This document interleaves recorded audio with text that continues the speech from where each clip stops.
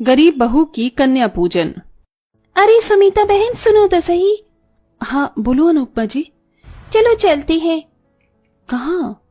अरे और कहाँ, नवरात्रि शुरू होने वाली है, साथ चलकर ही व्रत का सामान ले आते।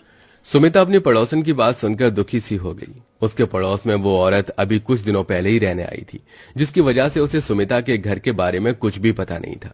जैसे ही उसने सुमिता को अपने साथ चलने को बोला तो पीछे से एक मोहल्ले में ही रहने वाली औरत बोली, अरे बहना तुम भी किससे जाने को बोल रही हो? इस बेचारी के घर तो बस 2 वक्त रोटी बन जाए उसी में भगवान का एहसान है।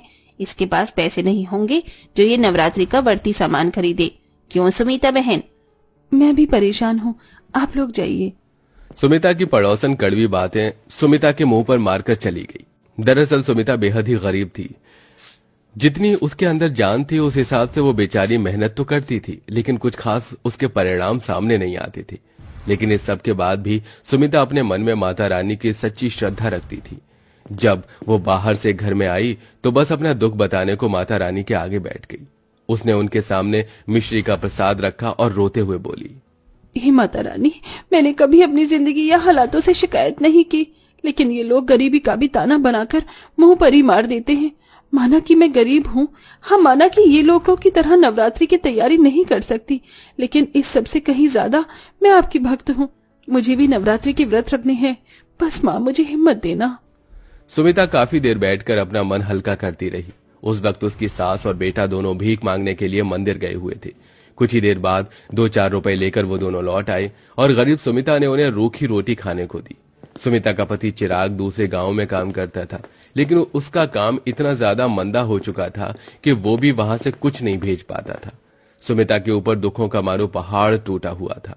दोपहर में तो सभी ने किसी तरह रूखी रोटी को निगल लिया, लेकिन शाम को सुमिता के पास अपने बेटे और सास को खिलाने को कुछ नहीं था।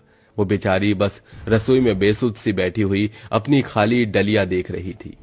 अब मैं राज और माँ जी को क्या दूं? अब तो लगता है कि यही करना पड़ेगा। बेचारी सुमिता ने सूखी हुई रोटी के डिब्बे में देखा। उसमें एक रोटी सूखी हुई पड़ी हुई थी। सुमिता ने उसे ही निकाला और उसे पानी में डुबोया। अब ये रोटी नरम हो गई है, दे देती हूँ। राज, राज बेटा, ये ले तू और दादी माँ खा लो। माँ आप नहीं खाओगी? नहीं लल्ला, मुझे भूख नहीं है। ठीक है, तो मैं और दादी आपके लिए इस रोटी को बचा देंगे। जब आपको भूख लगी तब आप भी खा लेना। अपने छोटे से बेटे की इतनी फिक्र देखकर सुमिता की आंखें नम होने लगी। भगवान ने उन्हें कड़ी मुश्किलों में डाला हुआ था। नन्हे राज और उसकी कमजोर और बूढ़ी दादी ने उस सूखी रोटी को पानी से लगा लगा कर निगला और सुमिता तो भूखी ही सो गई। ऐसा पहली बार नहीं हुआ था जब उन्होंने ऐसा खाना खाया हो। ऐसे ही 2-4 दिन और गुजर गए और अब नवरात्रि लग चुकी थी। हर एक घर से हर एक औरत सभी नवरात्रि के लिए तैयार थी। सुमिता ने भी बिना कुछ खाए पिए और बिना किसी इंतजाम के व्रत कर लिया। बहू, एक तो वैसे ही शरीर में जान नहीं है और ऊपर से तू व्रत रख रही है। पागल है तू? ये व्रत वगैरह मत रख। हमारे पास इन व्रतों को रखने के लिए कुछ भी नहीं है। माँ, व्रत को करने के लिए जो सबसे जरूरी है वो मेरे पास है। क्या? श्रद्धा।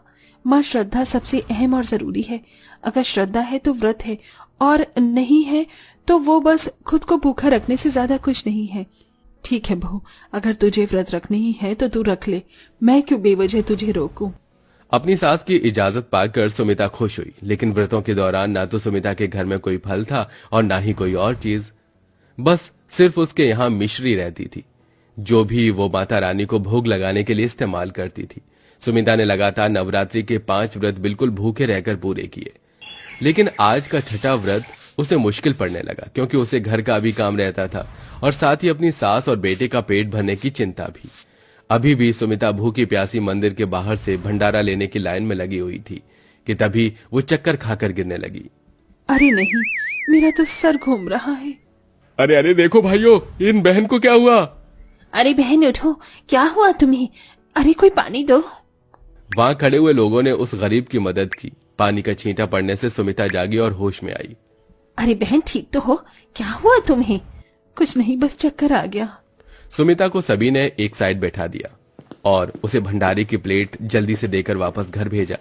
गर्मी काफी ज्यादा थी, लेकिन इस गर्मी और अपने पेट को एक तरफ करते हुए मजबूर माँ को घर से निकलना पड़ा। इसी तरह से परेशानियों में सुमिता की नवरात्रि गुजर गई और आज कन्या पूजन का दिन था। सुमिता का मन तो बहुत ज्यादा था कि वो भी कन्याओं को कुछ खिलाए, लेकिन उसके घर में तो अपने ही खाने के लाले थे। सुमिता माता रानी की तस्वीर के आगे बैठी हुई रो रही थी। माता रानी, जितना मैं कर सकती थी मैंने किया। मेरे बस में सिर्फ व्रत रखना था तो मैंने व्रत रखा, लेकिन अब इस नवरात्रि का अंत करने के लिए मेरे पास कन्याओं को खिलाने को कुछ भी नहीं है। मैं चाहकर भी कन्या पूजन नहीं कर सकती हूँ माँ, तो मुझे माफ कर देना और मेरे नवरात्रि के व्रतों को मान लेना। सुमिता ने सच्ची श्रद्धा से अपना काम कर दिया था। कहते हैं ना, अगर इंसान अपनी तरफ से वो सब करे जितना कि वो कर सकता है तो फिर नामुमकिन हालात में करिश्मे होते हैं। सुमिता के साथ भी करिश्मा हुआ। जब वो रो रही थी तभी माता रानी की तस्वीर बहुत ही ज्यादा सुंदर सुनहरी रोशनी में चमकी और स्वयं माँ दुर्गा ने सुमिता को दर्शन दिए। सुमिता, परेशान मत हो, मैं तुमसे नाराज नहीं हूँ, बल्कि बहुत खुश हूँ जो तुमने ऐसी जिंदगी जीकर भी कभी मेरा दामन नहीं छोड़ा। नामुमकिन हालातों में मेरे ऊपर विश्वास किया, खुद सूखी रोटी खाई, मुझे मिश्री का भोग लगाया, खुद 9 दिन भूखी रही, लेकिन मेरे लिए कन्या पूजन की चिंता की। अब मुझे तुमसे कुछ और नहीं चाहिए, मैं अब तुम्हें कुछ देने आई हूँ, ये लो। माता रानी ने सुमिता की रसोई की तरफ उंगली उठाई और वहां ढेरों राशन आ गया। ये सामान कन्या पूजन के लिए है, इससे बनाओ जो भी तुम्हें अच्छा लगे और खुद भी खाओ, कन्याओं को भी खिलाओ। ऐसे बोलकर माँ दुर्गा गायब हो गई। बहुत देर तक तो सुमिता, महादेवी और राज बस यूं ही बैठे रहे, लेकिन फिर सुमिता होश में आई। माँ हमारे घर माँ दुर्गा आई थी, आपने देखा ना? हाँ बहू, मैंने देखा, स्वयं दुर्गा माँ थी। बहुत जल्दी से प्रसाद बना, आज हम भी अच्छा खाना खाएंगे। मैं बताती हूँ, आज तो हलवा पूरी, खीर, मटर पनीर और भी बहुत कुछ बनाना। जरूर माँ। सुमिता ने सब कुछ बहुत ही दिल से बनाया। गरीब घर की रसोई में राशन आ जाना किसी खजाने से कम नहीं था।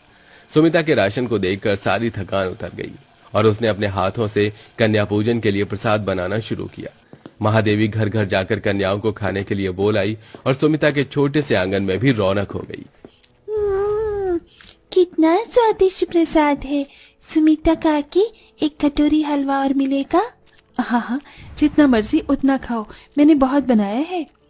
मुझे और सब्जी दो सुमिता काकी, ये बहुत अच्छी है। लाओ, मैं देती हूँ। सुमिता ने भरपेट कन्याओं को प्रसाद खिलाया और उनके घर से जाने के बाद सुमिता, राज और महादेवी खाना खाने के लिए बैठे। तभी महादेवी का बेटा चिराग भी घर आ गया। अरे, आप सभी क्या खा रहे हैं अकेले अकेले? अरे चिराग जी, अचानक आइए, आप भी हमारे साथ खाना खा लीजिए। अभी खाऊंगा, पहले तो मेरी बात सुनो। जानती हो आज क्या हुआ? जब मैं काम की तलाश कर रहा था तब एक बड़ी कंपनी का मालिक मुझसे टकरा गया। इत्तेफाक से उस वक्त मैंने उनकी मदद कर दी और अब उन्होंने मुझे अपनी कंपनी में काम करने के लिए बुलाया है। क्या सच? शुक्रिया माता रानी। चिराग जी, माता रानी का शुक्र अदा कीजिए, उनकी ही लीला हमारे ऊपर बरसी है। सुमिता ने सारी बात चिराग को बताई, जो भी आज के दिन हुआ था। सब कुछ सुनकर चिराग भी हैरान हो गया और बोला, तभी तो मैं कहूं कि जिस घर में मेरे खाने के लाले रहते थे वहां आज इतना राशन कैसे है? ये सब माँ दुर्गा की ही कृपा है। सही कहा, माता रानी हमसे प्रसन्न है चिराग जी।